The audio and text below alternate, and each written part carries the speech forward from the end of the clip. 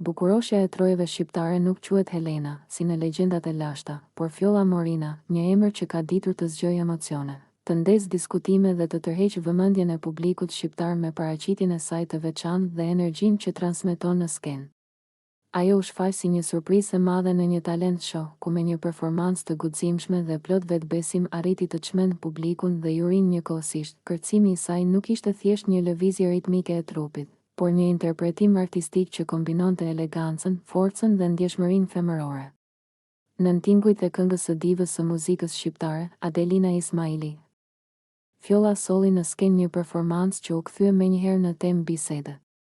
Çdo hap, çdo lëvizje e saj duke e menduar dhe e ndjerë, duke krijuar një harmoni të plot mes muzikës dhe trupit. Brenda pak orësh, videoja e performancës së saj u bë virale në të gjitha rrjetet sociale.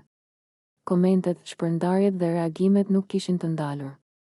Disa e vlerësonin për guximin dhe stilin unik, të tjerë për trupin e bukur dhe mënyrën se si dinte ta përdorte skenën në favor të saj. Por ajo që ishte e përbashkët për të gjithë ishte fakti se Fjolla Morina nuk la askënd indiferent. Me një kërcim të bukur dhe sensual, por njëkohësisht artistik, ajo arriti të fitojë zemrat e shumë shikuesve. Publiku e pa tek ajo jo vetëm një femër tërheqëse, por edhe një performuese që di të komunikojë me audiencën pa pasur nevojë për fjalë. Vetbesimi që reflektonte në çdo moment të performancës e bëri edhe më magnetike, duke e kthyer në një figurë që diskutohej gjerësisht në media dhe në bisedat e përditshme. Fjolla Morina dëshmoi se arti i kërcimit është një gjuhë universale, ku ndjenjat, forca dhe bukuria bashkohen në një të vetme. Ajo arriti të shndërrojë një skenë talent show në një arenë ku publiku u magjeps, u emocionua dhe u surprizua.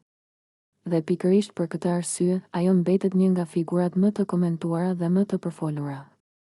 Një bukuri moderne e